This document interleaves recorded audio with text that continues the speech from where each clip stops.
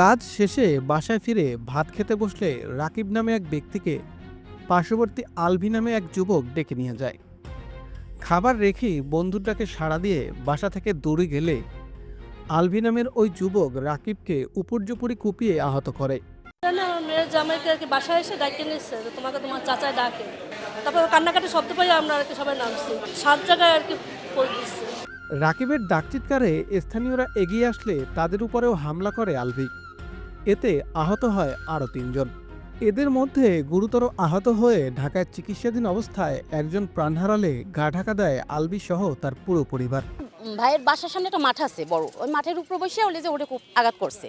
আঘাত করার পর যখন ওলে যে ওই আমার হাজব্যান্ড যে বললো, আরেকজন জিজ্ঞেস করছে যে আপনিও তুমি কিনলে আর মারছো, তখন ওলে যে তার ওলে যে করে ওই পেট পাশে ছুরি মারার পর পেটের থেকে বুড়ি পড়ে যায়। ঠিক আছে, এই আলবি ওই বাসায় বাবার নেশা পাইছে, ওই নেশা খাইয়া প্রথম একজনের কোপাইছে, এবার দ্বিতীয়জন জিগাইছে যে ওরা মারছে করো, তারাও কোপাইছে। তৃতীয় জনের কোপানোর পর আমার সুমন্দিরে আহত করছে, মানে কোপ দিয়েছে এই বাম পাশে একটা, আর হাতে সে ঠেকাই দিয়ে গেছে, হাত পাতে দিয়েছে 2টা কোপ দিয়েছে পর সে চেক করতেছে, ওরা আবার কিন্তু সঠিক আছে। আধিপত্য বিস্তারকে কেন্দ্র করে বরিশাল সদর উপজেলার 3 নং চরবাড়িয়া ইউনিয়নের 6 নং ওয়ার্ডের চরাবদানি গ্রামে গত অক্টোবর মাসে ঘটে যাওয়া এই ঘটনায় মূল অভিযুক্ত আলভি সহ তার মাকে গ্রেফতার করেছে বরিশাল কাউনিয়া থানা পুলিশ। 30শে সেপ্টেম্বর কাউনিয়া থানাধীন চরবাড়ি এলাকার চর আবদানি গ্রামে আলভি আসামি একটা মার্ডার কেসে হয়, সেখানে 3 জন এজাহার নামে আসামি। 1 নম্বর আসামি হচ্ছেন আলভি।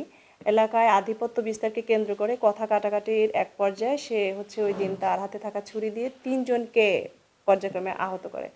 4র্থ জনকে আহত করার সময় এলাকার লোকজন তাকে ধাওয়া করলে যিনি মারা গেছেন ভিকটিম আনিসুর রহমান তাকে দেখে চিৎকার দিয়ে ওঠে যে আলভি যাচ্ছে। তখন সে ব্যাক করে আনিসুর রহমানকে ছুরিকাঘাত করলে সে ঘটনাস্থলে গুরুতর অসুস্থ হয়ে পড়ে। পরে ঢাকা মেডিকেলে নিয়ে যাওয়ার পর উনি মৃত্যুবরণ করেন। যাত্রাবাড়ি থেকে মামলা 2 নম্বর আসামি শরীফুল ইসলাম ওরফে সুমনকে গ্রেপ্তার করেছে বিজ্ঞ আদালতের মাধ্যমে। তিনি বর্তমানে জেল হাজতে আছেন। বাকি 1 নম্বর আসামি আলভি এবং 3 নম্বর আসামি ঝুমুর আক্তার, তাদেরকে আমাদের তথ্য প্রযুক্তির সহায়তায় আমাদের একই টিম হরষিত মণ্ডলের নেতৃত্বে সাব ইন্সপেক্টর নওগাঁ জেলা থেকে তাদেরকে গতকাল রাতে গ্রেপ্তার করা হয়। এ বিষয়ে স্থানীয়দের সাথে কথা বললে তারা জানান, চরাবদানি গ্রামে মাদকের সিন্ডিকেট গড়ে তুলেছিলেন আলভি ও তার বাবা।